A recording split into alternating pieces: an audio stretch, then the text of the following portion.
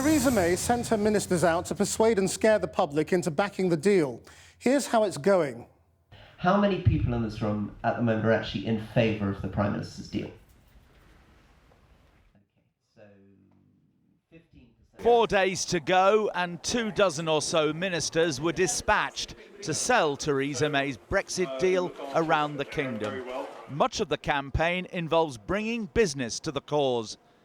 And what's really coming through in constituencies like this in Peterborough is the strong view of business that they want the certainty of the deal, they don't want the uncertainty of no deal or no Brexit, and that's why we're making the case to colleagues across Parliament. Meanwhile, the Health Secretary Matt Hancock has warned pharmaceutical firms that if there's no deal, then the EU may well impose controls on people and goods entering the EU from the UK. And the biggest impact would be across the English Channel at Dover and Folkestone. The revised cross-government planning assumptions show that there will be significantly reduced access across the short straits, Hancock wrote, for up to 6 months. And that was also spelt out by the man who's in effect Theresa May's deputy. Worst case scenario is that you would be looking to a traffic flow across the channel being reduced from its current levels to between 13 and perhaps 25% of current levels. Now that's something that we don't want. It is a worst case assumption, but so much depends on what the French decide to do in those circumstances, which clearly we don't control. If they follow European law, as they're obliged to do, there are lots of checks and controls that have to be imposed. The industry says it's the biggest logistical challenge they've faced in decades. And we have been stockpiling, we've been stockpiling and we've been stockpiling. But the message is that stockpiling will not be enough when you have up to 6 months of delays at borders. So we've been working with the government to open up other supply routes. So now we need to know the details of which other ports can be opened up for lorries and for containers. And we'll be trying to arrange an air bridge so that we can fly medicines in if required. What the industry really wants is a transition period. But you're only going to get a transition period if you vote for the deal, aren't you? Well, this is the only deal that's on the table. So we are saying you need a transition period, and that's what we hope that MPs will think about when they come to vote. But there's a growing debate right now in both main parties between possible alternatives. This backbencher says not Norway. It's not a quick fix, it's not a solution, and there is no time. But are there the votes in Parliament, though, for what you want, which is another referendum? I think Parliament is going to shift through the gears very, very quickly on people's vote. I think it's the only way out. Parliament has taken back control. I think what Parliament needs to do next week is hand power back to the people. Despite the campaigning and cajoling by ministers and whips, Mrs May still looks set for a big defeat, and there are signs tonight that some members of the government payroll vote may quit on Tuesday. Mike Wood, parliamentary aide to the Trade Secretary Liam Fox, tells me he met the Prime Minister this week to demand substantial changes to the backstop arrangement. Without them, he says, he won't be able to support the government and therefore will have to resign. Michael Crick, Channel 4 News, Westminster. Well, our North of England correspondent Claire Fallon spent the day in Penrith, where local MP and Prisons Minister Rory Stewart has been out trying to sell the deal to his constituents. It's standing room only for Rory Stewart and the Sell the Brexit Deal show. Technical hitch solved, and we're off. Sometimes I just have to switch it on. This is either a festival of democracy or the stupidest decision I've ever made in my political career. I'm not really sure which of these two things it is. How many people in this room at the moment are actually in favour of the Prime Minister's deal? Okay, so 15% of the room, 85% against, is to return. The Prisons Minister is one of the most vocal supporters of Theresa May's deal. His belief that if explained properly, the moderate majority would back the deal too.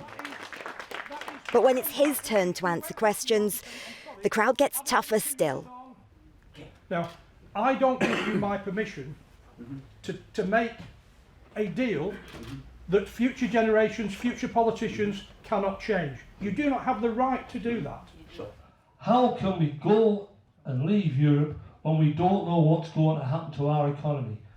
With a Tory MP who voted Remain and a constituency that voted narrowly to leave. 2.5 years on, and after an hour in a hall battling for minds, if not hearts, it seems little has changed. Did he change your mind, sir? No.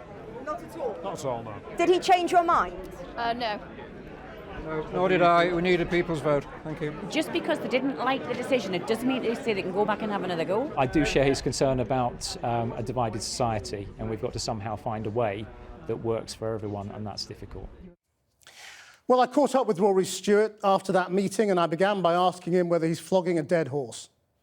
No, I actually, I love doing these public meetings. I mean, firstly, being a politician is all about discussing big issues. But the most important thing in a public meeting at the moment on Brexit is that about half the room is disagreeing violently with the other half of the room. So as the Member of Parliament standing at one end of the room, you're helping people to understand the core of this problem, which is that we have a very polarised, divisive debate. And of course, I'm trying to argue for the middle ground. I'm trying to argue that the Prime Minister's deal is a way of healing these divisions. I know that was the plan, that you would be able to find an idea around which people could unite. But the truth is that you have united them against you. Well, it can certainly feel like that sometimes, definitely certainly feel like that sometimes.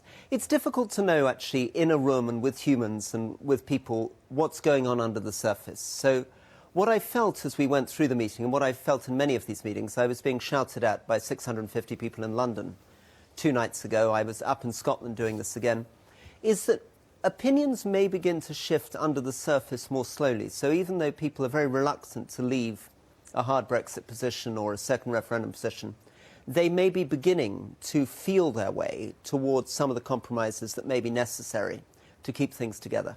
There are some who think that this whole process of valiantly losing is part of some plan, that you need to be seen to lose badly in order to go back to the European Union and say you need to give us some more on the backstop.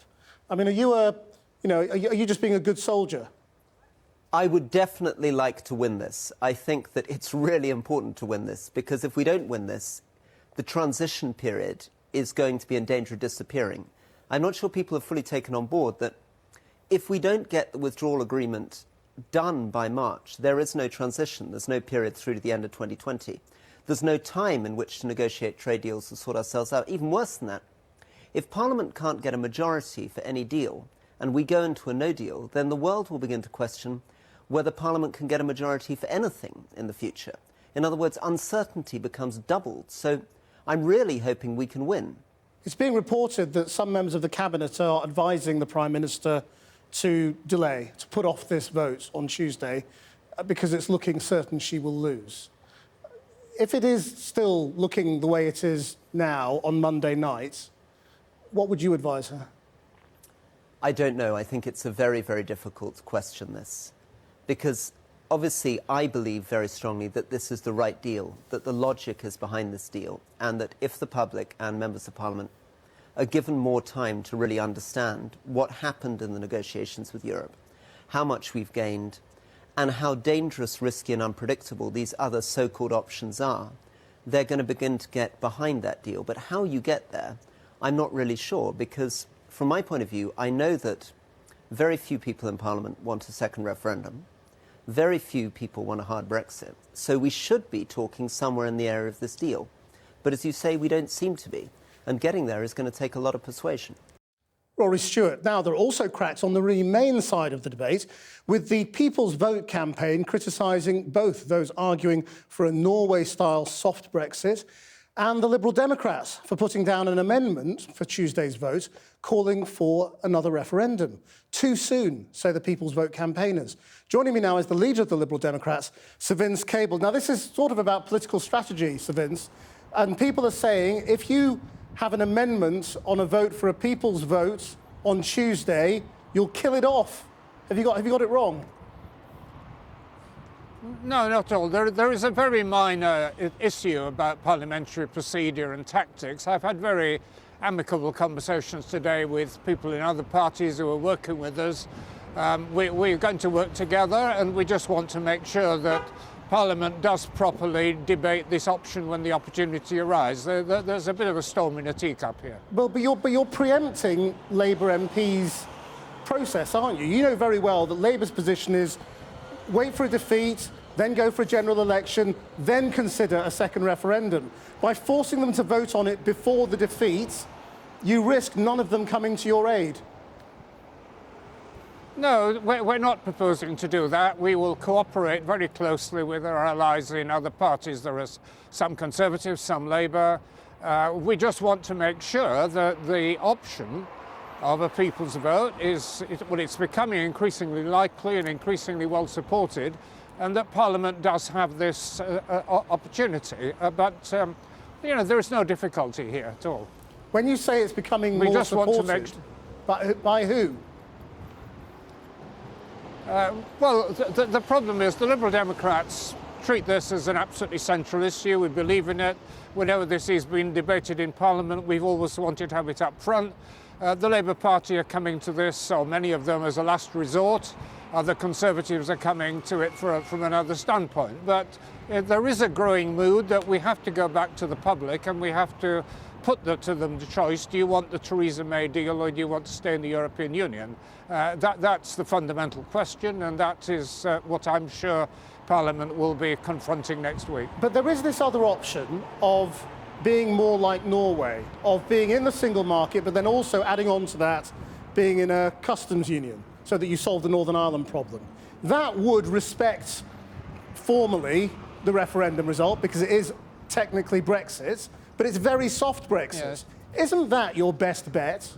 I mean, you're risking losing everything and going into a no-deal Brexit situation. Well, there is some merit in the idea, but there is also a lot of problems with it. Of course, it makes sure that we are fully aligned with all the rules of the European Union, but we have no vote over it. Britain continues to make a large financial contribution. There is no... Sorry, a car passing. Yes. There is no control over migration. There are serious problems. If this had been floated as a serious idea 2 years ago and had a genuine cross-party debate, we may now be in a position to take it forward. But it is really too late. It's not practical. But it's not too late, It's unreasonable. I think there's some merit in. I think it probably is, but certainly we will look at this. But the first preference must be to go back to the public on the deal that is already there and that Theresa May has negotiated. What makes you think a second referendum would lead to the end of Brexit? Well, it's more likely to lead to the end of this poisonous argument than any other. Of course, we've got to make the case. We've got to win it. I think there's a good chance, but, there is a risk that we do lose it. If that happens, I've been very clear, we accept the result, we move on, we try to make Brexit work. I think if it's approached in that spirit, then a lot of the worries at the moment about gross dissatisfaction and anger, I think they would be dissipated.